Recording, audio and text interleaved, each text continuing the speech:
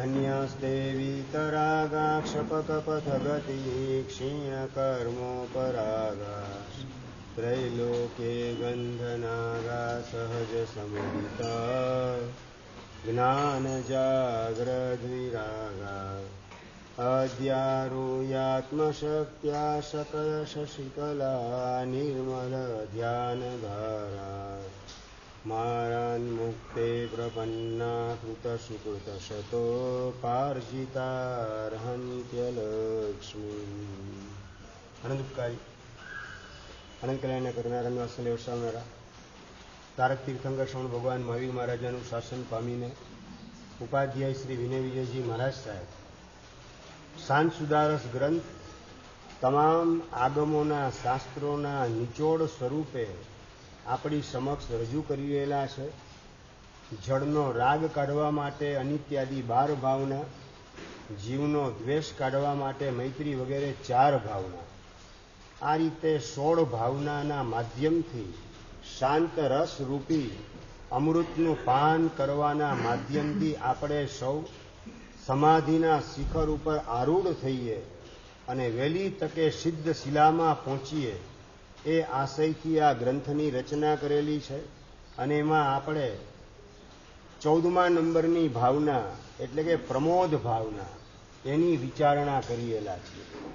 પ્રમોદ ભાવનાની અંદર ગુણવાનના ગુણની અનુમોદના અને પ્રકૃષ્ટ ગુણવાન હોય, પ્રકૃષ્ટ આત્મશુદ્ધિને ધારણ કરનાર હોય, પ્રકૃષ્ટ પુણ્યના સ્વામી હોય અને પ્રકૃષ્ટ ઉપકાર જેમના આપણા ઉપર છે એવા અર્યંત પરમાત્માને સૌ પ્રથમ પ્રમોદ ભાવનાની અંદર યાદ કરે છે કે ધન્યાસ્તે વિતરાગા. વિતરાગ પરમાત્માને ધન્ય છે જેમણે રાગ વગેરે દોષોને મૂળમાંથી ઉખેડીને આત્મામાંથી ફેંકી દીધા. આગળ વધીને વાત બતાવે છે ક્ષપક પથગતિ ક્ષીણ કર્મોપરાગા. ભગવાન કયા માર્ગે ચાલે છે? દોષોને દબાવવાના માર્ગે નહીં, પરંતુ દોષોને મૂળમાંથી ઉખેડવાના માર્ગે પ્રભુ આગળ વધી રહેલા છે. ફટકડી પાણીની અંદર તમે ફેરવી દો, હરેશભાઈ, ફટકડી ફેરવો, ડોળું પાણી હોય ચોમાસાની અંદર, ફટકડી ફેરવો એટલે બધો ડોળ નીચે બેસી જાય, પણ ચમચાથી હલાવો એટલે પાછો ડોળ ઉપર આવતા વાર લાગે નહીં, પાણી મેલું થતા વાર લાગે નહીં. એ શું કહેવાય? તો શમનનો માર્ગ કહેવાય. ભગવાન દોષોને માત્ર સમાવવાના માર્ગે નહીં, આત્માથી ઉખેડવાની પ્રોસેસની અંદર ગોઠવાયેલા છે. 3 તબક્કા છે દોષોને કાઢવા માટે. પહેલા નંબરનો તબક્કો એ દમનનો છે. દમન એટલે કે વિલ પાવરથી પોતાના દોષોને દબાવી દેવા, એને કહેવાય છે દમન. જોગીદાસ ખુમાણ રાતના લગભગ 11, સાડા 11ની આસપાસના સમયે એકદમ ચીસ પાડે છે. પોતાના તંબુની અંદર સાગરીતોની સાથે ગોઠવાયેલો અને ભાવનગરના વજેસંગ બાપુની સામે બહારવટે ચડેલો જોગીદાસ ખુમાણ રાતના અચાનક ચીસ પાડે છે. સાગરીતો બધા જાગી જાય છે. શું થયું? અને એ વખતે જોગીદાસ પોતાની આંખ ચોળવાનું કામ કરતો હતો. જલ્દી પાણી લાવો, પાણી લાવો, પાણીને છાંટવાનું કામ કરે છે. થયું શું ખુમાણ? રાતના સમયે કોણે તમને હેરાન કર્યા? કોણે તમારી ઊંઘ ડિસ્ટર્બ કરી? તો કે કોઈએ મને હેરાન કરેલ નથી, ઊંઘ ડિસ્ટર્બ નથી કરેલ, પણ આજે આપણે ભાવનગર સ્ટેટની અંદર લૂંટ માટે નીકળેલા હતા અને એ વખતે એક નવયુવાન બાઈ અને જોઈ અને મારી આંખમાં વિકાર ઉત્પન્ન થયેલા હતા. બસ એ વિકાર ભાવ મને ડંખી રહેલો હતો અને એની સજા મારે આંખને કરવી જ જોઈએ એ પ્રકારનો વિચાર ઘૂંટાતો હતો.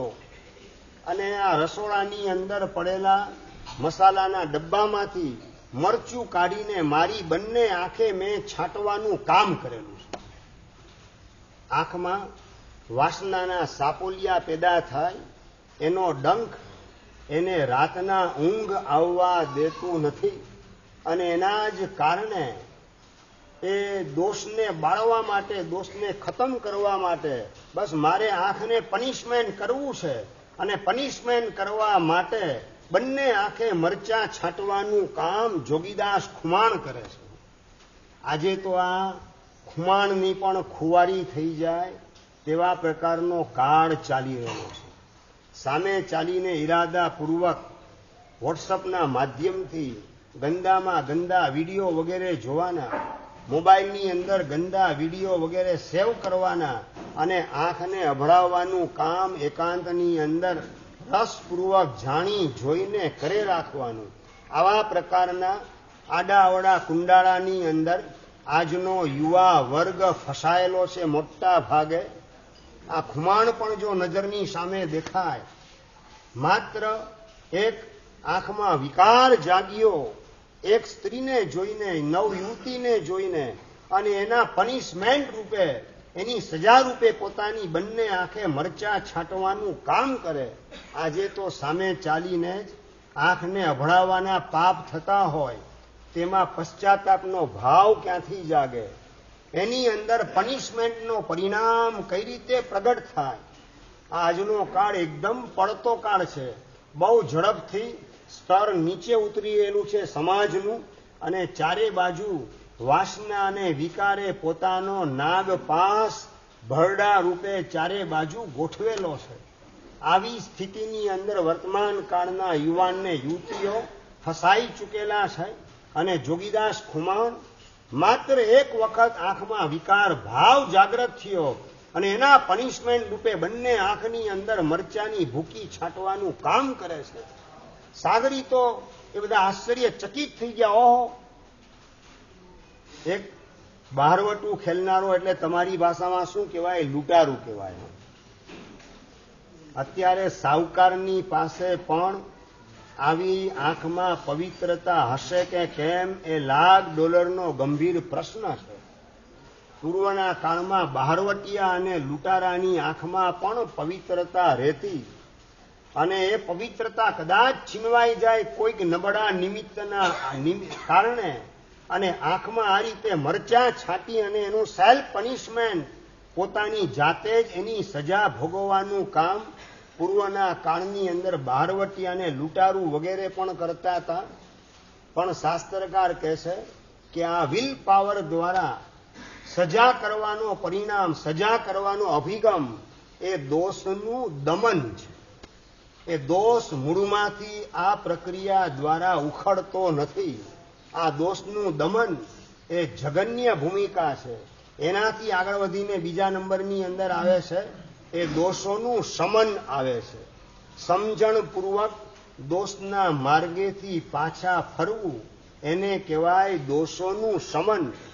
દમનની અંદર સ્પ્રિંગ જેમ દબાવો અને છોડોને પાછી ઉછળતા વાર લાગે નહીં, એ રીતે માત્ર વિલ પાવરથી સજા કરવાનો અભિગમ તમે અપનાવો એટલા માત્રથી એ દોષો ખતમ થઈ જાય, ખલાસ થઈ જાય. એ માનવું ભૂલ ભરેલું છે. તમે તમારા દીકરા ઉપર આમ દમનનો રસ્તો અપનાવો કે શમનનો રસ્તો? કીર્તિભાઈ, અમરભાઈ, દમન કે શમન? સજાનો અભિગમ આવે તો એ દમન છે, અને સમજાવવાનો અભિગમ આવે તો એ શમન છે. દોષને શાંત કરવાનો પરિણામ.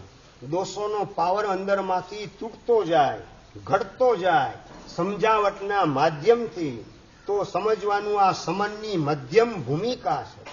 રાજા સ્નાન કરતો તો 8 પત્ની એને સ્નાન કરાવવાનું કામ ઉનાળાના દિવસોની અંદર રાજમહેલની અંદર નીચે ગ્રાઉન્ડ ફ્લોરની અંદર મોટી પરાતની અંદર રાજાને બાજોઠ ઉપર બેસાડેલ છે, અને 8 પત્નીઓ એને નવડાવવાનું કામ કરેલ છે.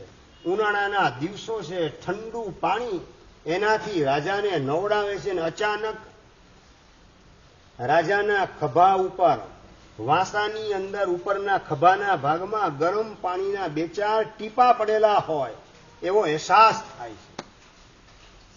અને રાજા વિચારમાં ચડે કે આ ઠંડુ પાણી નાખવામાં આવે ને આ ગરમીનો અનુભવ વાંસામાં કેમ થાય છે.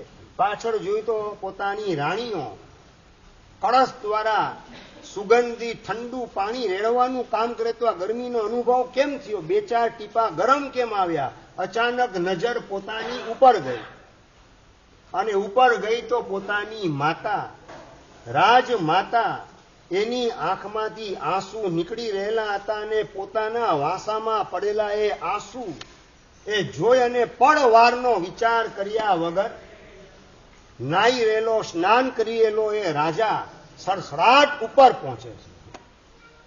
સાચું બોલો, લગ્ન પછી મમ્મી આંસુ નથી પાડતી ને, એવો વિચાર તમારા મનમાં કેટલો આવે? સંદીપભાઈ, આવો વિચાર મનને કેટલો સ્પર્શે? સંજયભાઈ, શું વાત કરો, સાંભળવું આજે? એટલે આપણી ખાનદાની આપણને આ વિચાર કરવા માટે પ્રેરે નહીં કે લગ્ન પછી મારી મમ્મીને આંસુ તો પાડવા નથી પડતા ને, એવો વિચાર અંદરમાં ઉગતો નથી. રાજા માને જુએ છે, આંખમાંથી આંસુ પાડતીને શ્રાપ કરતો ઉપર પહોંચી જાય છે. માં, શું થયું? મારી કોઈ પત્ની, 8 પત્નીમાંથી એક પણ પત્નીએ તારું શું અપમાન કર્યું? તને સંભળાવવાનું કામ કર્યું, તને ત્રાસ આપવાનું કામ કર્યું, જેના કારણે તારી આંખમાંથી આંસુ નીકળી રહેલા છે. બોલ માં, શું થયું તારી સાથે?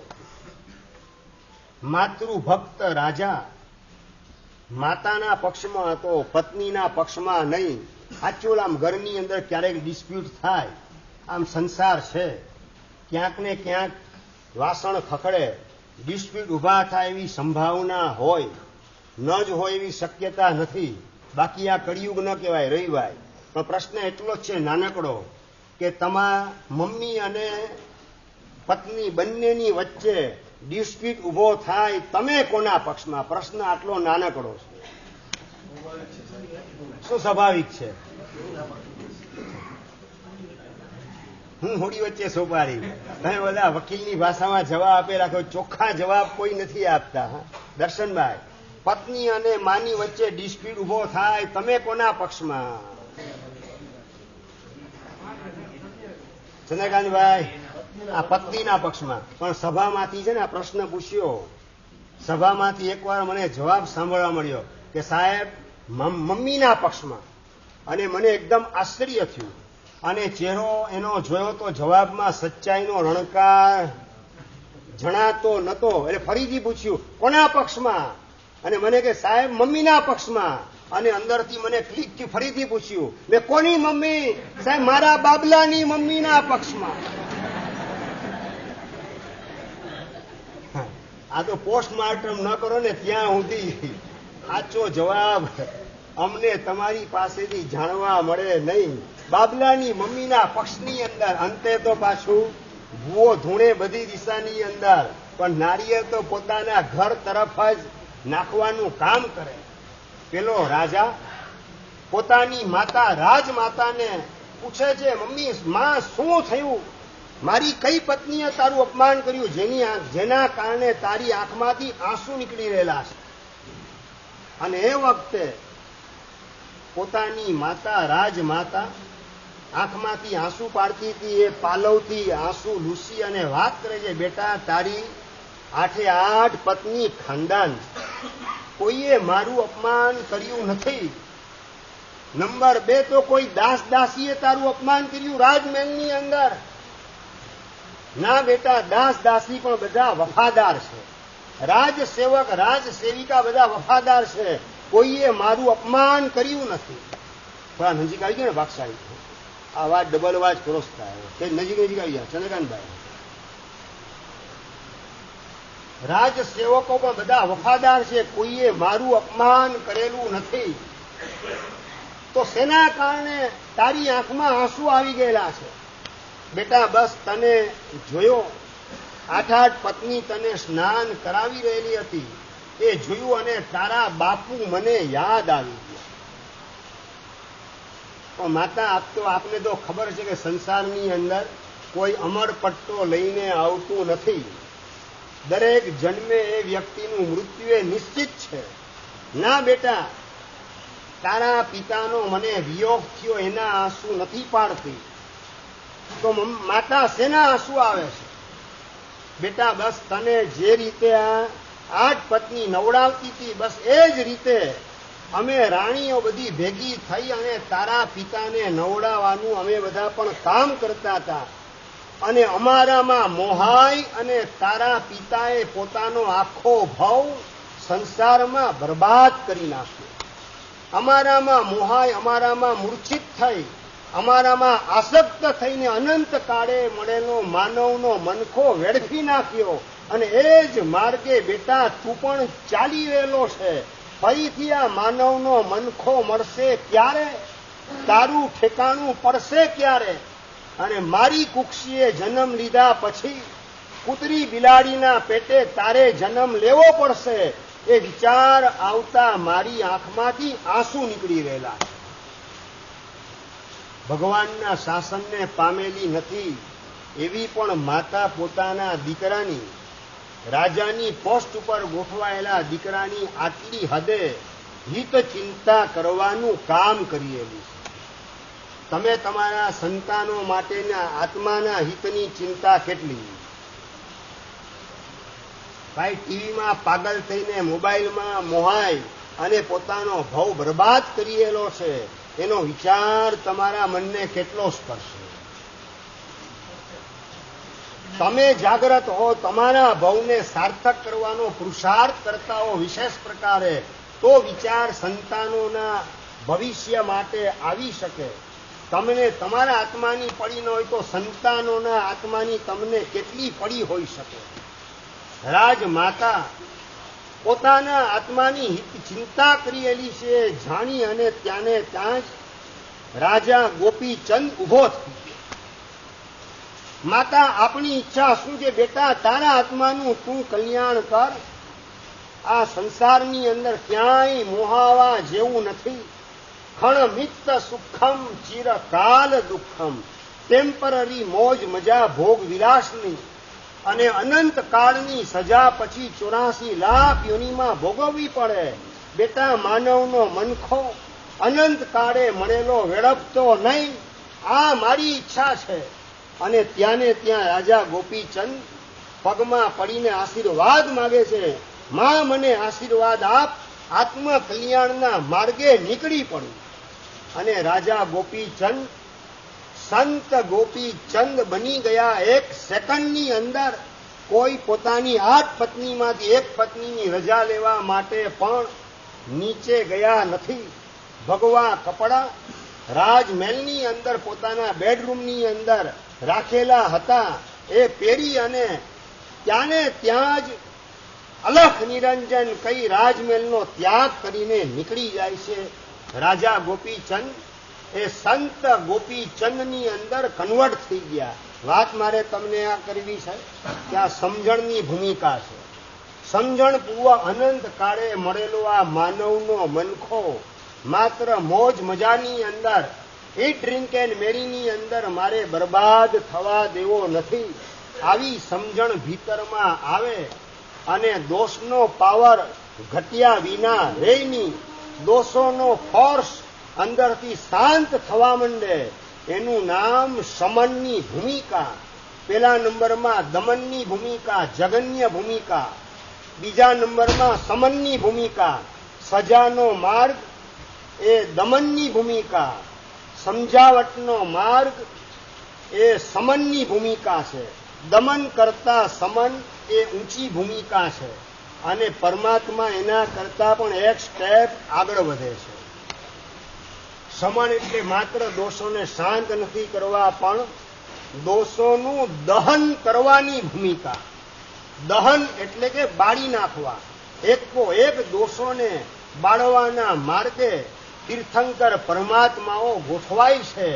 દમન એ ટેમ્પરરી ઇલાજ છે. સમન એ મધ્યમ ઇલાજ છે. પણ કાયમી ઇલાજ હોય તો એનું નામ દહન છે. દહન એટલે કે દોષોને બાળીને ખાક કરી નાખવા. દોષ બાવળ ઉગી ગયેલો હોય ને તમે ડાળી ડાખડા કાપો, શું રિઝલ્ટ આવે અશોકભાઈ? 4-6 મહિના થાય એટલે ફરીથી બાવળ જે છે એના પાંદડા ઉગે ને પાછો નવ પલ્લવિત થાય અને વિકરાળ સ્વરૂપ ધારણ થતા વાર લાગે નહીં. આ ઉપર છેલ્લી કાપ ખૂબ એ પરમેનન્ટ રિઝલ્ટ નથી. દમન એ પરમેનન્ટ ઉપાય નથી દોષમાંથી છૂટવા માટેનો, અને સમન એ પણ કાયમી ઈલાજ નથી. તમે મોટા ડાળી ડાખડા કાપો તો પાછો બાવળ ઉગે, કદાચ થડમાંથી કાપી નાખો તો પણ બાવળ પાછો ઉગે, અને મૂળમાંથી ઉખેડવાનું કામ કરો તો બાવળ ક્યારેય પણ ઉગી શકે નહીં. આ દમન એટલે ડાળી ડાખડા કાપવાનું કામ, સમન એટલે થડમાંથી બાવળને કાપવાનું કામ, અને દહન એટલે દોષને મૂળમાંથી ઉખેડવાનું પરાક્રમ, એને કહેવાય દહન.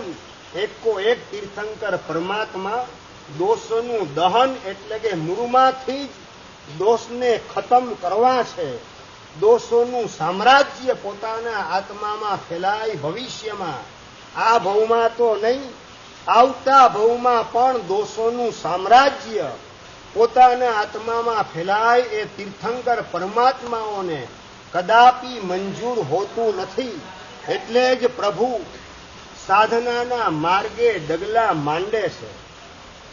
સંકલ્પપૂર્વક સમજણ સહિત સાચી સાધનાના માર્ગે ડગલા માંડવા, એને કહેવાય દોષોનું દહન કરવાની ભૂમિકા.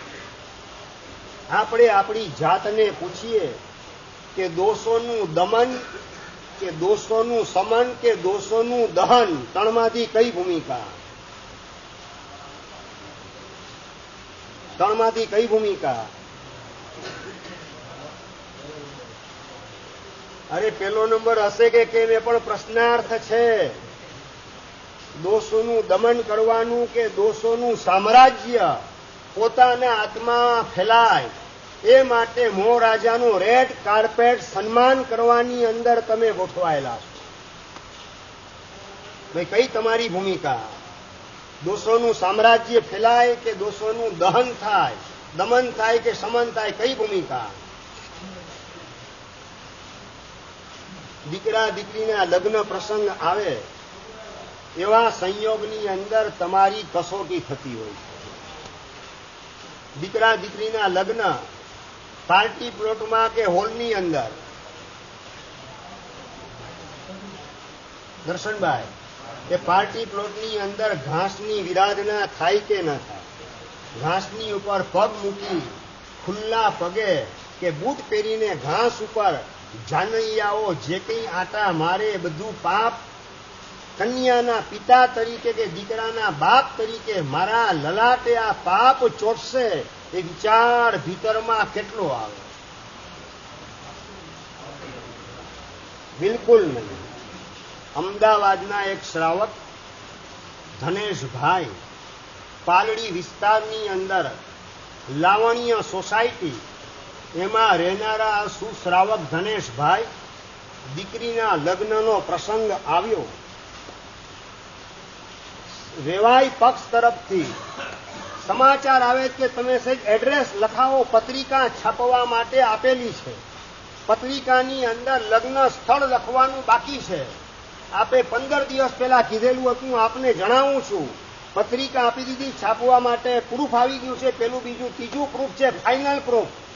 હવે જલ્દી આપ નામ જણાવો કે કઈ જગ્યાએ લગ્ન ગોઠવાયેલા છે. મુંબઈથી વેવાઈનો ફોન આવે.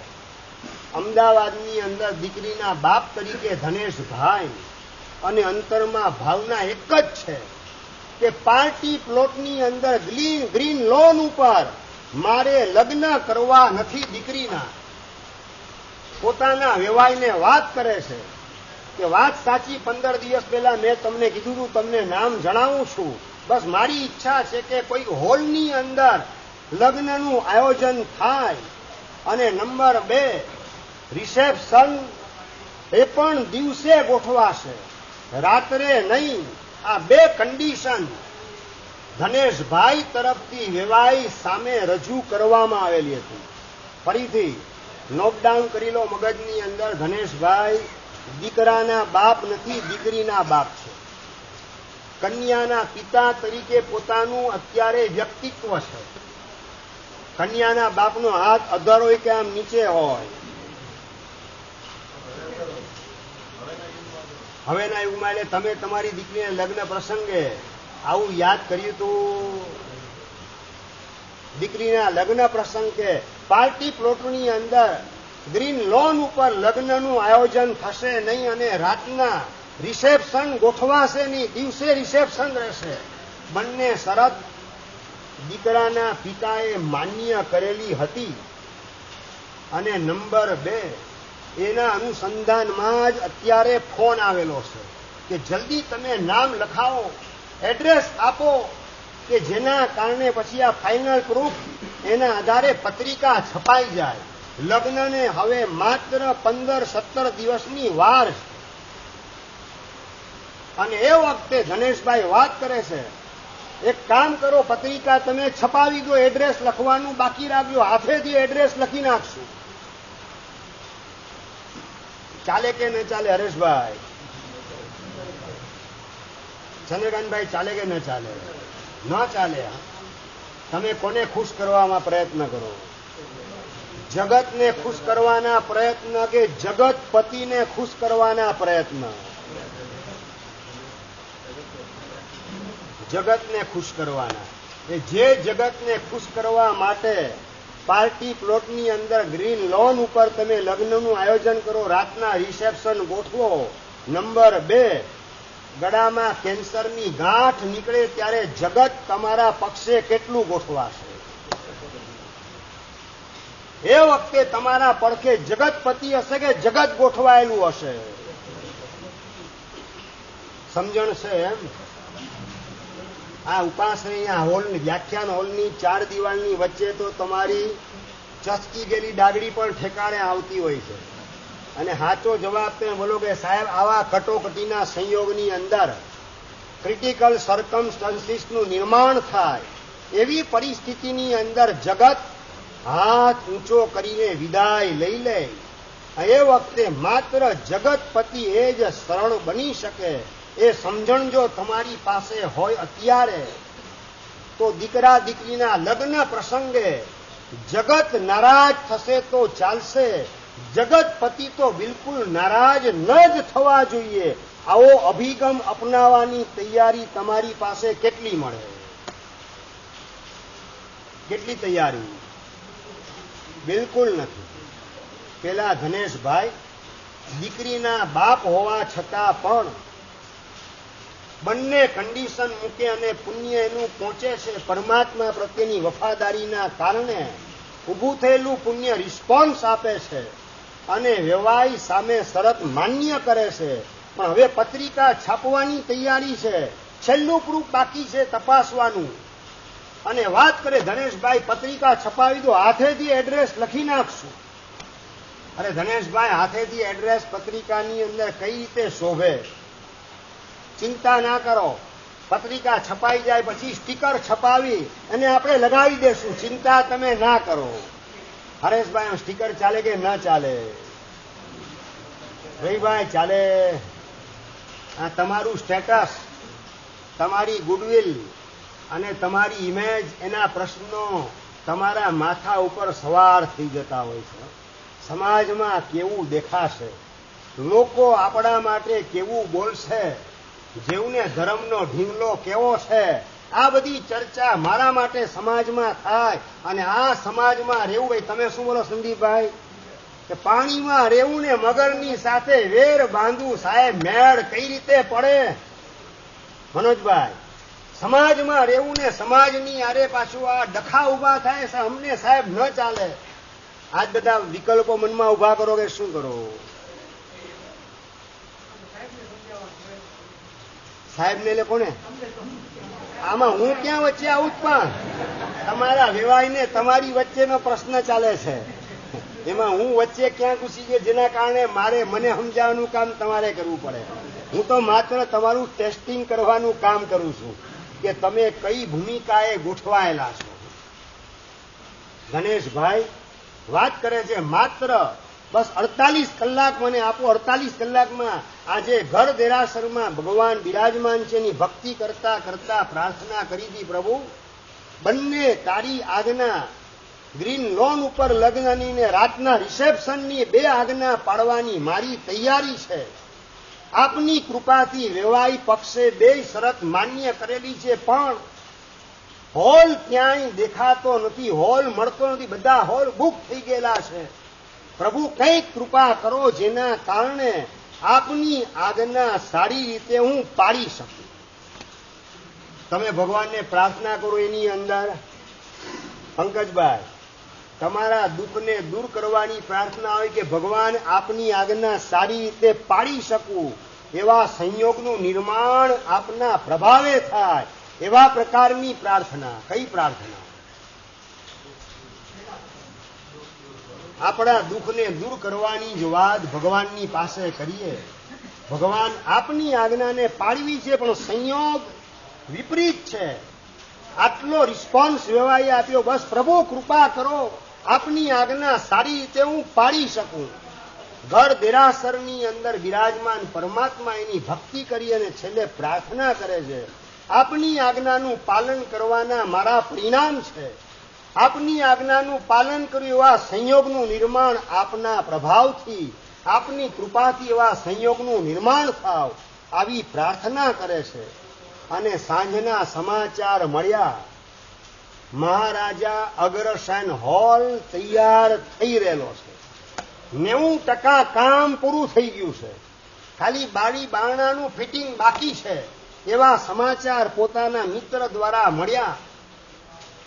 પહોંચી જાય છે, ત્યાં તપાસ કરે છે, અને હોલ તૈયાર હતો, ફિનિશિંગ બાકી છે, બારી બારણા બાકી છે, ટાઇલ્સ બાકી છે. अब क्या किया जाए हरेशभाई? भाई टाइल्स बाकी છે, બારી બારણા બાકી છે, આવા હોલની અંદર જયેન્દ્રભાઈ દીકરીના લગ્નનું આયોજન થઈ શકે? ન થાય. તમારો આ જ જવાબ છે. સાહેબ કઈ રીતે આમાં ગોઠવવું? આબરૂનો પ્રશ્ન છે. આબરૂનો પ્રશ્ન કે ભગવાનની આજ્ઞા પાડવાનો પ્રશ્ન. તમને શું નડે? વિચાર મનમાં નીતેશભાઈ કયો આવે? આબરૂ ડિસ્ટર્બ ન થવી જોઈએ કે આજ્ઞા ડિસ્ટર્બ ન થવી જોઈએ? ભાઈ આબરૂ ચલાયમાન ન થાય એવો પરિણામ, કે આજ્ઞાથી મારે ચલાયમાન નથી થયું એવો પરિણામ. ધનેશભાઈ, આજ્ઞાથી મારે ચલાયમાન થવું નથી. મહારાજા અગ્રસેન હોલ એના માલિક પાસે જઈને વાત કરે છે કે 17 દિવસ પછી દીકરીના લગ્ન છે, તમારો હોલ મને જોઈએ છે અને બુકિંગ માટે આવેલો છું. બાકસાડી પણ હજી ફિનિશિંગ બાકી છે, ટાઇલ્સ બાકી છે, બારી બારણા બાકી છે. ચિંતા ના કરો, 15 દિવસમાં જેટલું તમારાથી કવર થાય એટલું કામ કરી લેજો, પણ હોલ અત્યારે જ બુકિંગ કરાવવા માટે આવેલો છું. અને ધનેશભાઈ એની ભાવનાનો એ અગ્રસેન હોલના માલિક સ્વીકાર કરે છે, અને 15 દિવસની અંદર ટાઇલ્સનું ફિટિંગ પણ થઈ ગયું, બારી પણ ગોઠવાઈ ગઈ, બારણા પણ ગોઠવાઈ ગયા. રાત અને દિવસ, રાત પાલીને દિવસ પાલી, 2 પાલી ગોઠવી કારીગરોની, અને મહારાજા અગ્રસેન હોલના માલિક માત્ર 15 દિવસની અંદર એ હોલ તૈયાર કરીને ધનેશભાઈ એને સોંપવાનું કામ કરે. અને એ જ હોલની અંદર આગળનો એક રૂમ, એની અંદર ભગવાનને બિરાજમાન કરી લગ્ન પ્રસંગે આવનારા તમામ જાનૈયાઓ એને ભગવાનના દર્શન પૂજનથી વંચિત રહેવું ના પડે એ માટે રૂમની અંદર પ્રભુને બિરાજમાન કર્યા. હોલની અંદર ઉપરની રૂમમાં બાકીનો શણગાર ગોઠવી અને જાનૈયાને પણ ગોઠવવાનું કામ કર્યું. પૂજાની પણ વ્યવસ્થા ગોઠવી દીધી. અને આ બાજુ લગ્ન જે છે હોલની અંદર દીકરીના કરાવ્યા એ વખતે આંખે હરખના આંસુ ગોઠવાયેલા હતા કે પ્રભુ તારી આજ્ઞાનું પાલન થઈ ગયું. ગ્રીન લોન ઉપર નહીં અને રાત્રિ ભોજનની રિસેપ્શનની અંદર આપની આ બંને આજ્ઞાનું પાલન કરવાનું સૌભાગ્ય મને પ્રાપ્ત થયું તારી કૃપાથી. આ પ્રકારે દોષોને મૂળમાંથી ઉખેડવાની પ્રોસેસની અંદર આપણે આપણી જાતને ગોઠવીએ તો દોષોનું દહન કરવાની આપણી ભૂમિકા મજબૂત થતી જાય. તકલીફ વેઠીને પણ પ્રભુની આજ્ઞાનું મારે પાલન કોઈ પણ સંયોગમાં કરવું છે. આવા પ્રકારની ભગવાનની પ્રત્યે વફાદારી આપણા અંતરમાં પ્રગટ કરીએ એ દોષોના દહનની ભૂમિકા છે. સાધનાનો માર્ગ આ જ છે. દોષોને સાચી સમજણપૂર્વક બાળવાનો પુરુષાર્થ આપણે કરતા જઈએ, જેના કારણે એક પણ ભવમાં પાછો દોષ આપણા ઉપર આક્રમણ કરે નહીં. ભવાંતરમાં ભગવાનના શાસનની બહાર આપણે ફેંકાવવું પડે નહીં. પ્રભુની આજ્ઞા ઉલ્લાસથી પાડતા પાડતા મોક્ષે પહોંચવાનો આપણો માર્ગ વહેલી તકે ખુલ્લો થાય, એવી આપણી ભૂમિકા અંદરમાં સોલિડ બનાવીએ. એને કહેવાય દોષોનો દહન કરવાનો માર્ગ આપણે અપનાવેલો છે. આપણે આપણી જાતને પૂછીએ, દોષોનું દમન, દોષોનું સમન કે દોષોનું દહન, ત્રણમાંથી આપણો માસ્ટર પ્લાન કયો? આ વર્તમાન કાળનું દ્રષ્ટાંત તમને એટલા માટે આપું છું કે તમારા પણ પરિવારની અંદર ભવિષ્યમાં આવા પ્રસંગ ડગલે ને પગલે વેલા મોડા આવે તેવી શક્યતા ઊભી રહેવાની છે. એવા સંયોગની અંદર જગતપતિના પક્ષે આપણે ગોઠવાવું છે. જગત કદાચ નારાજ થશે તો ચાલશે, જગતપતિ નારાજ થાય એને મને પોસાશે નહીં, આવો પરિણામ ભીતરમાં પ્રગટ કરો તો દોષોનું દહન કરવાની ભૂમિકા, દોષોને બાળવાની તમારી ભૂમિકા તૈયાર થતી જાય, જે નજીકના 5-15 ભવની અંદર મોક્ષની અંદર આપણને પહોંચાડ્યા વિના રહી નહીં. માટે અત્યારથી જ નક્કી આપણે કરવાનું છે. દોષોનું માત્ર થાબડ ભણા કરવાનું, ઉપર છેલ્લા દોષોને દબાવવાનું, દોષોને શાંત કરવાના એવો પુરુષાર્થ નહીં. મૂળમાંથી જ દોષોને ઉખેડવાનું કામ કરવું છે. અને એમાં પણ તમામ દોષોની અંદર બળવાન દોષ શાસ્ત્રકાર કહે છે અખાણ રસણી.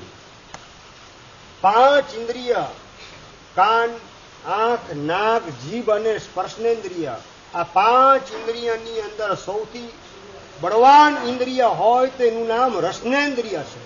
આ રસનેન્દ્રિય એટલી બળવાન છે, દરેક ભવની અંદર ન કરવાના પાપ આ લુલીના પ્રતાપે આપણે કરવામાં અટવાઈ જઈએ. અને એવી લુલીને મારે કંટ્રોલમાં રાખવી છે. જીભની પરવશતાના કારણે જ હોટલની અંદર, રેસ્ટોરન્ટની અંદર ને રિસોર્ટની અંદર રખડવાના પાપ આજકાલ વધતા જાય છે. એ બધા પાપોને આપણા જીવનમાંથી કાયમી ધોરણે વિદાય આપવી છે. રાત્રિ ભોજનના પાપને પણ આપણે વિદાય આપવી છે. અભક્ષ્ય કંદમૂળ, બટેટા, ડુંગળી, લસણ, બ્રેડ, બટર, આ બધાને આપણા જીવનમાંથી વિદાય આપવી છે. એવા પ્રકારનો પરિણામ ભીતરમાં જગાડીએ તો રસનેન્દ્રિય ઉપર વિજયનો પરિણામ બળવાન થતો જાય અને દોષોનું દહન સરળતાથી આપણા જીવનમાં ગોઠવા માંડે. કેવી ભૂમિકા ક્લાઇમેક્સ ઉપર ગોઠવેલી હશે દોષોના દહનની. આ રસનેન્દ્રિય ઉપર મારે વિજય પ્રાપ્ત કરવો છે, એ પ્રકારનો સંકલ્પ એના જ કારણે ચાતુર્માસ પ્રવેશના દિવસે સામાન્યથી અમે બધા મહાત્માઓ શું કરીએ? દર્શનભાઈ, અમે શું કરીએ? આંબેલ કરીએ. પ્રવેશના દિવસે અમે બધા આંબેલ કરીએ. પણ દર્શન યશ નામના મહાત્મા પૂજ્યપાદ લબ્ધી સુરીશ્વરજી મહારાજ સાહેબના સમુદાયનું એક અલંકાર કહી શકાય એવા દર્શન યશ વિજય મહારાજ સાહેબ ચાતુર્માસ પ્રવેશના દિવસે પોતાના ગુરુ મહારાજ પૂજ્ય યશો વર્મ સુરીશ્વરજી મહારાજ સાહેબ એમની પાસે પચખાણ માગે છે.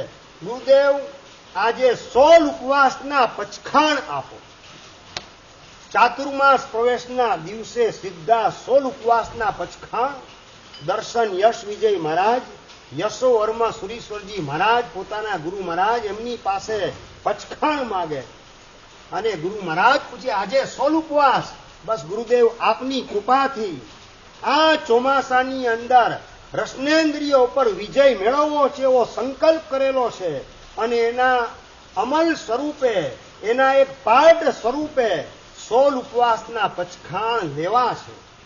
ગુરુ ભગવાન 16 ઉપવાસના પચખાણ આપે. પરેશભાઈ, તમારે એકના બદલે 2 ઉપવાસના પચખાણ લેવા હોય તો તમે વિચાર કરો, 1 કરું કે 2 કરું, 1 કરું કે 2 ના પચખાણ લઉં. એના બદલે 16 ઉપવાસના પચખાણ ભેગા અને 17મો દિવસ આવ્યો. 17મા દિવસે ફરીથી 14 ઉપવાસના પચખાણ. કેટલા? 16 ને 14 30 એટલે માસક સમણની સાધના પ્રવેશના દિવસથી શરૂ કરેલી રંગે ચંગે પાર પમાડવાનું કામ દર્શન યશ વિજય મહારાજ દેવગુરુની કૃપાથી કરે. આખો દિવસ અપ્રમત્તપણે સ્વાધ્યાય કરવાનો, નમસ્કાર મહામંત્રનો જાપ રાતના પ્રતિક્રમણ પછી કરવાનો, પ્રમાદની અંદર ફસાવાનું નહીં, રાત્રે જાપ અને દિવસે સ્વાધ્યાય. આ રીતે અપ્રમત્તપણે 2 ટાઈમના પ્રતિક્રમણ ઊભા કરવાના. તમારે તો પ્રતિક્રમણની અંદર લોચા લાપસી હોય છે. જેટલા તપમાં જોડાયેલા છે એમાંથી 50% પણ પ્રતિક્રમણમાં આવતા હશે કે કેમ, એ $1,00,000 પ્રશ્ન. અને જેટલા આવતા હશે એમાંથી પણ ઊભા પ્રતિક્રમણ કેટલા કરતા હશે, એ પાછો 1000 ક્વિન્ટલનો ભારેખમ ક્વેશ્ચન નવો ઊભો થાય. 2 ટાઈમ ઊભા પ્રતિક્રમણ માસક સમણ રંગે ચંગે પરિપૂર્ણ થયું. 31મા દિવસે પારણું કર્યું. પારણાને માત્ર 15 દિવસ પસાર થયા ન થયા અને 16મા દિવસે પારણાના 16મા દિવસે સવારના પોરમાં ગુરુ ભગવંતની પાસે આવીને દર્શન યશ મહારાજ વંદન કરી, હિચકારી ભગવાન પસાઈ કરી, પચખાણ આદેશ આપશોજી. શેનું પચખાણ? 16 ઉપવાસ. માસ ખમણના પારણાના હજી 16 દિવસ પસાર નથી થયા. રૂપેશભાઈ, માસ ખમણના પારણાના 16 દિવસ પસાર નથી થયા અને 16 ઉપવાસનું પચખાણ દર્શન યશ મહારાજ પોતાના ગુરુ ભગવંતની પાસે માગે. ગુરુ મહારાજ 16 ઉપવાસના પચખાણ આપે. 17મા દિવસે અમરભાઈ પાછા કેટલા? 14 ઉપવાસ. પાછા બીજા માસક સમણની સાધનાની અંદર ગોઠવાઈ ગયા. માત્ર 2.5 મહિનાના સમયગાળાની અંદર ઉપવાસ કેટલા? તો કે 60. 2 મહિનાના ઉપવાસ. શું સાધનાના પરિણામ ભીતરમાં ઉંચકાતા હશે? પરમાત્માનું શાસન કેવું જયવંતું છે. વર્તમાન કાળની સત્ય ઘટના તમને સંભળાવું છું. માસક સમણ અપ્રમત્તપણે રંગે ચંગે પરિપૂર્ણ થયું. 31મો દિવસ આવે, પારણાનો પ્રસંગ. પારણું કરવાના ભાવ નથી, પણ સગાવાલા આવી ગયેલા છે. સગાવાલાના પ્રેશરના કારણે પારણું કરવું પડ્યું અને પારણું કરેલું હતું મહાત્માએ. પારણાના 15 દિવસ પસાર થયા ન થયા અને પાછા ભીતરમાં ભાવ જાગે છે. પ્રભુ આપે આપેલી શક્તિનો જોઈએ તેવો ઉપયોગ હું કરતો નથી, એ બદલ મિચ્છામી દુક્કડમ. બસ પ્રભુ આપની આજ્ઞાનું પાલન ઉત્કૃષ્ટપણે કરવું છે. આપે આપેલી શક્તિનો પૂરેપૂરો ઉપયોગ કરવો છે અને એના માટે પાછા ગુરુ ભગવાન પાસે જઈ 15 દિવસ પારણાના પસાર થયા. 16મા દિવસે ગુરુ ભગવાન પાસે જઈને ત્રીજી વખત માસક સમણના મંડાણ કરે છે. મહામૃત્યુંજય તપની સાધનાની અંદર ઝુકાવવાનું પરાક્રમ દર્શન યશ વિજયજી મહારાજ કરે. ત્રીજી વખત માસક સમણના પ્રારંભમાં 16 ઉપવાસ, બીજી વાર 14 ઉપવાસ. આ રીતે ત્રીજું માસક સમણ. એક જ ચોમાસાની અંદર તન માસક સમણ એને પરિપૂર્ણ કરવાનું પરાક્રમ પેલા દર્શન યશ વિજયજી મહારાજ કરેલા છે. આ નજરની સામે જો આ પ્રસંગ દેખાય, કળિયુગની અંદર આ સતયુગના રત્નોના દર્શન થાય એવા પ્રકારના ઉત્કૃષ્ટ આલંબનો આપણી આસપાસમાં ગોઠવાયેલા છે. બસ નજર ત્યાં સુધી પહોંચાડવાની જરૂરત છે. સવારના પોરની અંદર અલ્પેશભાઈ, તમે આમ કચ્છ મિત્ર ખોલો ને દિવ્ય ભાસ્કર ને ગુજરાત સમાચાર ખોલો, એની અંદર આ સમાચાર તમને વાંચવા મળે તેવી શક્યતા નથી. કીર્તિભાઈ, ક્યાં મળે? વ્યાખ્યાન હોલમાં આવો તો આ સમાચાર તમને જાણવા મળે. કળિયુગની અંદર પણ સતયુગના સાધકો અવતાર લઈ અને કેવી સાધનામાં ઝુકાવાનું કામ કરતા હોય છે. પરમાત્માની કૃપા કેવી વરસતી હોય છે ઉત્તમ જીવો ઉપર. ઇમ્પોસિબલ દેખાતી સાધનાને પણ પોસિબલ કરનારા નરરત્નો આ કાળની અંદર વિદ્યમાન છે, જીવતા છે. એવા મહાત્માનું દ્રષ્ટાંત તમને આપી રહેલો છું. ત્રીજું માસક સમણ પરિપૂર્ણ કર્યું રંગે છંગે. ત્રીજું માસ કમણ પૂરું થાય એની સાથે ચોમાસું પરિપૂર્ણ થઈ ગયું અને ચોમાસા પછી ગુરુ ભગવંતનો વિહાર સ્ટાર્ટ થઈ ગયો. વિહારની અંદર 15 દિવસ પસાર થયા ન થયા ને પાછી અંદરમાંથી ચાનક ઉપડે છે માસક સમણની સાધના માટે. પણ વિહાર ચાલુ છે. માસક સમણની સાધનાના ભાવ એ પણ બળવાન બની રહેલા છે. ગુરુ ભગવાનની પાસે રજૂઆત કરે, ગુરુદેવ આપની કૃપા થાય તો ફરીથી ચોથું માસ કમણ શરૂ કરવું છે. અલ્યા દર્શન યશ વિહાર ચાલુ છે. ચાલુ વિહારની અંદર માસક સમણ કઈ રીતે શક્ય બને? ગુરુદેવ આપ આશીર્વાદ આપો, વાંધો નહીં આવે. ના, હમણાં થોડો સમય તું રોકાઈ જા. 15 દિવસની અંદર કોઈક સ્પોટ ઉપર પહોંચી ગયા, ત્યાં થોડી સ્થિરતા જેવી વ્યવસ્થા દેખાય તો સ્થિરતા ગોઠવાય તો તને જરૂર સંમતિ આપીશ. અને શેષ કાળનો વિહાર 1 મહિનાનો પરિપૂર્ણ થયો. સ્થિરતા માટેનું યોગ્ય સ્થાન આવ્યું અને દર્શન યશ મહારાજ પહોંચી જાય ગુરુદેવની પાસે. ગુરુદેવ આપ વાત કરતા હતા કે સ્થિરતા યોગ્ય ક્ષેત્ર આવશે એટલે તને હું સંમતિ આપીશ. હા, ચલો તમારા દીકરા દીકરી રજા માટે આ તો શેના માટે રજા લેવા આવે? અમારા શિષ્યો અમારી પાસે રજા શેના માટે લેવા આવે ખબર છે ને? અમારી પાસે તપસ્યાની રજા લેવા માટે આવે, સ્વાધ્યાયની રજા લેવા માટે આવે, બીજાને ભણાવવાનો યોગ પોતાને પ્રાપ્ત થાય એની રજા લેવા માટે આવે. મતલબ કે મોક્ષ માર્ગે આગળ વધવાની સાધનાની અંદર મંડાણ કરવાના ભાવ વ્યક્ત કરવા માટે અને રજા લેવા માટે અમારા શિષ્યો અમારી પાસે આવે. અમારી પાસે બધા રેસના ઘોડા હોય છે. હરેશભાઈ, રેસના ઘોડા સમજી ગયા ને? રેસના ઘોડાને ચાબુક કેટલી મારવી પડે? રેસનો ઘોડો કોને કહેવાય? આમ ગ્રીન સિગ્નલ પડે એની રાહ જોતો હોય, લીલી ઝંડી દેખાય અને બુલેટ છૂટે એવી રીતે દોટ મૂકવાનું કામ કરે રેસનો ઘોડો. એના જેવા સાધુ સાધ્વી ભગવંતો ગુરુ ભગવંતની પાસે રજા લેવા માટે જાય. ગુરુદેવ આપ આશીર્વાદ આપો, હવે તો વાંધો નહીં આવે, હવે ઉલ્લાસથી આગળ વધાશે, આપ આશીર્વાદ આપો, માસક સમણમાં ઝુકાવી દો. તમારો નંબર આમ રેસના ઘોડામાં લાગે કેમાં લાગે? કે ઓલો ઘોડાગાડીનો ઘોડો એમાં નંબર તમારો લાગે?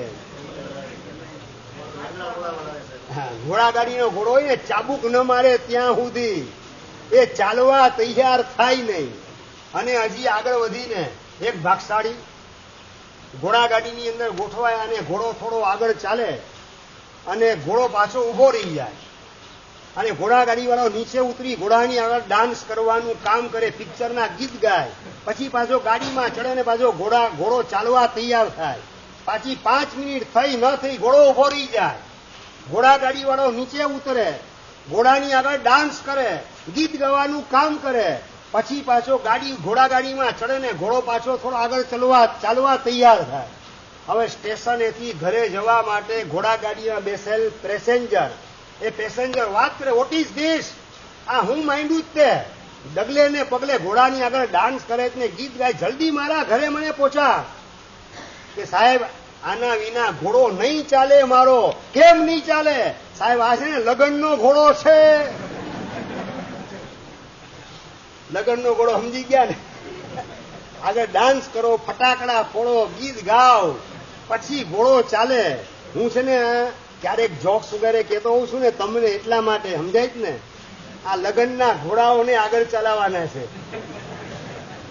એક ઉપવાસ થાય એટલે અટકી જાય, પાછું વચ્ચે બેસણું ગોઠવવું પડે. પાછા 2 ઉપવાસ કરો, પાછો ઘોડો અટકી જાય, પાછું બેસણું ગોઠવવું પડે. પાછું અઠમ થાય ને ઘોડો અટકી જાય, પાછું વચ્ચે બેસણું ગોઠવવું પડે. સમજાય ને? લગ્નના ઘોડા એને મારે આગળ વધારવાની જવાબદારી આ ચોમાસામાં સ્વીકારવાનું આવેલું છે. પેલા દર્શનીય મહારાજ રેસના ઘોડા હતા, ક્યાંય વચ્ચે અટકવાનું નામ નહીં, અને માત્ર 6 મહિનાના ટૂંકા ગાળાની અંદર 4 માસક સમણ પરિપૂર્ણ કરવાનું પરાક્રમ પૂજ્ય યશો વર્મ સુરીશ્વરજી મહારાજના શિષ્ય રત્ન પૂજ્ય દર્શનીય વિજયજી મહારાજ એમણે આ સૌભાગ્યને પ્રાપ્ત કર્યું. 6 મહિનાની અંદર 4 માસ કમણ કરવા સહેલા કે આખા ચોમાસામાં કે વર્ષમાં એક સિદ્ધિ તપ કરવો સહેલો? અશોકભાઈ જવાબ તમે આપો. બોલ, હવે તમારા મેદાનમાં છે ભાઈ. 6 મહિનામાં 4 માસ કમણ. નીતેશભાઈ, 6 મહિનામાં 4 માસ કમણ સહેલા કે આખા વર્ષની અંદર એક સિદ્ધિ તપ કરવો સહેલો? હા, એટલે મજબૂત રીતે તમારે સૌએ ટકી રહેવાનું છે. જરાય ચલાયમાન થવું નથી. અખાણ રસણી, અખ એટલે ઇન્દ્રિયની અંદર રસનેન્દ્રિય સૌથી પાવરફુલ છે, બળવાન છે. આપણને પછાડવા માટે તૈયાર અને તત્પર હોય તો એવી ઇન્દ્રિયનું નામ રસનેન્દ્રિય છે. એવી રસનેન્દ્રિયના ગુલામ આપણે બનવું નથી. ડોક્ટરની પાસે પેશન્ટ આવે છે, એકદમ ગભરામણ થાય છે, ઉલટી જેવું થાય છે, નથી બેસી શકાતું, નથી સૂઈ શકાતું. ડોક્ટર સાહેબ કંઈક કરો, ને ડોક્ટર એક પડીકી આપે છે. તો શું થયું? શું? અરે જમણવારમાં ગયો તો અને ગુલાબજાંબુનું જમણવાર હતું ને દબાવીને ગુલાબજાંબુ વાપરેલા, ઓવર ઇટિંગ કરેલું છે, એના કારણે આ એકદમ બેચેની છે, ગભરામણ થાય છે. ડોક્ટર સાહેબ કંઈક કરો. ને ડોક્ટર સાહેબ પડીકી આપે છે, અને પડીકી આપીને આ એક પડીકી લો, તમારી તબિયત એકદમ વ્યવસ્થિત થઈ જશે. જેવી પડીકી ડોક્ટરે આપી પેશન્ટના હાથમાં આવતાની સાથે જ પેશન્ટે બારીમાંથી પડીકી બહાર ફેંકી દીધી. What nonsense! આટલી પડીકીની જગ્યા હોત તો એક ગુલાબજાંબુ વધારે ખાત. સમજાય ને? આ તમારો સંસાર છે વર્તમાન કાળનો. આ જીભની ગુલામી, જીભની આસક્તિ, એક ગુલાબજાંબુની પણ જગ્યા અંદર બાકી ન રહે એટલું દબાણમ દાબીયાણમ કરીને પાછું ડોક્ટરને નોનસેન્સ કહીને બોલાવવાનું કામ થાય. આ બધું કોણ કરાવે છે? તોફાન રસનેન્દ્રિયની ગુલામી. એમાંથી છૂટવા માટે સિદ્ધિ તપના માંડવે બધા તપસ્વીઓ ભેગા થયેલા છે. આલંબન તરીકે આ દર્શનીય મહારાજ એને નજરની સામે રાખો. 6 મહિનામાં 4 માસ કમણ. ગઈકાલે દ્રષ્ટાંત તમને મેં કીધેલું હતું, એમાં સેજ મારી ભૂલ થઈ ગયેલી હતી, એનું મિચ્છામી દુક્કડમ માગું છું. ગઈકાલે દ્રષ્ટાંત કયું આપ્યું હતું? સાધ્વી ભગવાન હેમ રેખા શ્રીજી મહારાજ સાહેબ શું વાત કરેલી? કેટલા 4 સિદ્ધિ તપ આંબેલ, બેસણાની જગ્યાએ આંબેલ ગોઠવીને કરેલા. કેટલા સમયની અંદર? 2 વર્ષમાં હું બોલેલો તો મારી ભૂલ થઈ ગઈ. મિચ્છામી દુક્કડમ 2 નહીં પણ 1 જ વર્ષ. 1 વર્ષની અંદર 4 સિદ્ધિ તપ બેસણાની જગ્યાએ આંબેલ ગોઠવી અને સાધ્વીજી ભગવંતે કરેલા હતા. આ દર્શનીય મહારાજ સાહેબ એમણે 6 મહિનાની અંદર 4 માસ ખમણ, અને હેમરેખા શ્રીજી મહારાજ એમણે 1 વર્ષની અંદર 4 સિદ્ધિ તપ બેસણાની જગ્યાએ આંબેલ ગોઠવીને પુણ્યરેખા શ્રીજી મહારાજના શિષ્યા, પુણ્યરેખા શ્રી મહારાજ નામ તો સાંભળેલું હશે, જે કેટલા ભવ્યાત્માઓનો ઉદ્ધાર સંસારમાંથી કર્યો ખબર છે અશોકભાઈ? 5, 15, 25, 50, 100, 150, 200 કેટલા ભવ્યાત્માઓનો સંસારમાંથી ઉદ્ધાર કર્યો. કેટલા શિષ્યાઓના ગુરુની પદે વિરાજમાન થવાનું સૌભાગ્ય પ્રાપ્ત થયું. 200, 250, 250, 300, 350, 400, 450 વર્તમાનમાં જીવતી જાગતી સંયમી વ્યક્તિની વાત તમને કરેલો છું. આના કોઈ મેસેજ તમારા સુધી અમરભાઈ પહોંચ્યા કે નથી પહોંચ્યા? નથી પહોંચતા. 400, 450, 450, 475, 480 આ ઉછામણી નથી ચાલતી. કેટલા શિષ્યોના ગુરુની પદે બિરાજમાન છે સાધ્વી પુણ્ય રેખા શ્રીજી મહારાજ. 484 શિષ્યાઓના ગુરુની પદે બિરાજમાન. મતલબે 484 આત્માઓનો સંસારમાંથી ઉદ્ધાર કરવાનું સૌભાગ્ય જેના લલાટે ઉદયમાં આવ્યું. તમારે તો છે ને ખાલી 4 છોકરા પણ નથી તોય સાચવવા ભારે પડે છે. હા, તો 484 ને કઈ રીતે સાચવતા હશે એનો વિચાર મનમાં આવે કે ના આવે? તમારે 4 ની કદાચ 3 કે 2 હશે. કાયદા આવી ગયા ને, હમ દો હમારે દો. હવે તેમાંય નીચે આવી ગયો છે, હમ દો હમારે એક. એકને પણ તમે સાચવી શકો કે કેમ એ પણ ગંભીર પ્રશ્ન છે. અને 484 ભવ્યાત્માઓનો સંસારમાંથી ઉદ્ધાર કરી સંયમ જીવનની અંદર એને પ્રવેશ આપી અને સંયમના માર્ગે સાધના કરાવે. અને 484 માંથી એક એવા પવિત્ર આત્મા હેમ રેખા શ્રીજી મહારાજ, જેમણે 1 વર્ષની અંદર 4 સિદ્ધિ તપ અને એમાં પણ બેસનાની જગ્યાએ આંબેલ ગોઠવી અને સિદ્ધિ તપની જો સાધના કરી શકે. આ વર્તમાન કાળની 21મી સદીની સત્ય ઘટના સાંભળી અને આપણે આપણા આત્માને ટકોરો મારવાની જરૂરત છે. તેજીને ટકોરો કાફી. બાકી ડફણા કોને હોય? તમને હું આ રીતે તો સંબોધી ના શકું. એટલે માત્ર બસ તેજીને ટકોરો કાફી. આ એક ટકોરો આપણે આપણી જાત ઉપર મારી અને સાધનાના માર્ગે આગળ વધવા માટે એક નાનકડું સૂત્ર તમને આપેલું હતું, યાદ રાખવાનું. કયું સૂત્ર? અબ કી બાર સિદ્ધિ તપ કે પાર. આ સૂત્રને યાદ રાખી અને ઉછળતા ઉલ્લાસથી જ્યારે 350 આરાધકોને સાધકો આપણી સાથે ગોઠવાયેલા હોય, આપણા માટે કશું ઇમ્પોસિબલ નથી. વર્ષમાં 4 સિદ્ધિ તપમાં કંપની આપનારા કેટલા હોય? કોઈ નહીં, એકાદમાં આવે. 4 માસ કમણ 6 મહિનાની અંદર કંપની આપનારા કેટલા હોય? એકેયની. કદાચ મળે તો પહેલા માસ કમણમાં હજી મળી શકે. જ્યારે તમને 350 આરાધકો કંપની આપવા માટે ગોઠવાયેલા છે, તો હવે આપણો તપ અઘરો નથી, સહેલો સટ છે. લક્ષ્યમાં રાખી ઉછળતા ઉલ્લાસથી આગળ વધો એ જ મંગલ કામના. જીનાગના વિરુદ્ધ કહેવાય તો મિચ્છામિ દુક્કડમ પચ્ચખાણ. ગઈકાલે ઉપવાસનું પચખાણ જેમણે લીધેલું હોય એમણે આજે ફરીથી એક ઉપવાસનું પચખાણ. નંબર 2, ગઈકાલે જેણે છઠનું પચખાણ લીધેલું હોય એને આજે પાણહારનું પચખાણ. છઠનો મતલબ શું? 2 દિવસ ભોજનનો ત્યાગ એના પચખાણ થઈ ગયા છે. તો આજે તમારે શું ખોલવાનું છે? સાંજે પાણહારનું પચખાણ લીધેલું હતું. પાણહાર એટલે શું? પાણી જે ખુલ્લું હતું એ તમે બંધ કરી દીધું. આજે સવારે તમારે પચખાણ. હવે શેનું આવશે? 2 દિવસ ખોરાક એના ત્યાગના પચખાણ થઈ ગયા છે. હવે તમે પાણીને ખુલ્લું કરવા માગો છો એટલે અત્યારે પાણહારનું પચખાણ. પાણહારનું સવારે પચખાણ પાણી ખુલ્લું કરવા માટે, અને સાંજનું પાણહારનું પચખાણ ખુલ્લું પાણી એને બંધ કરવા માટે. બરાબર? એટલે ગઈકાલે છઠનું પચખાણ જેમને હતું એને આજે પાણહારનું. એક ઉપવાસવાળાને ફરીથી એક ઉપવાસનું પચખાણ. આ રીતે ઉપવાસને પાણહાર બંને પચખાણ સાથે આવશે. જય શત્રુંજય.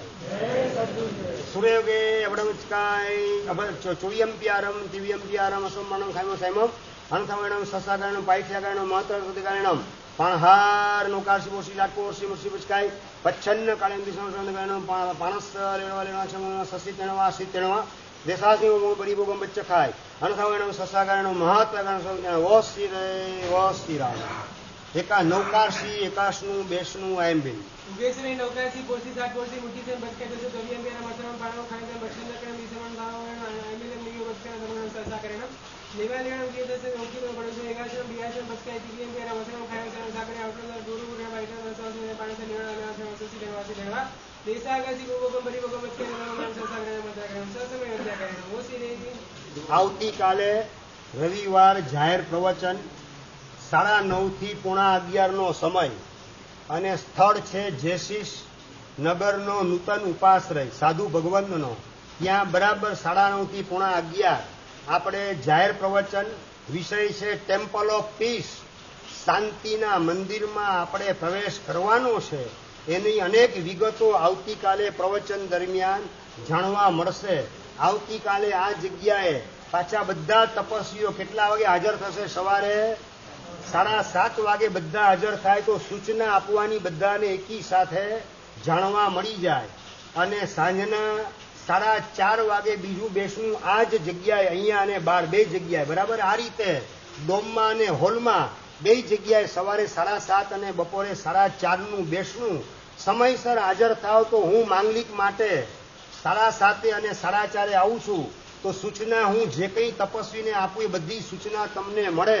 અને સાથે સાથે સવારે બેસણાનું પચખાણ પણ મારા મોઢે તમને પ્રાપ્ત થઈ શકે. પરમ દિવસે તો લગભગ ચાલતા 20-22 જણને પચખાણ આપતા હું ઉપાશ્રય પહોંચેલો હતો.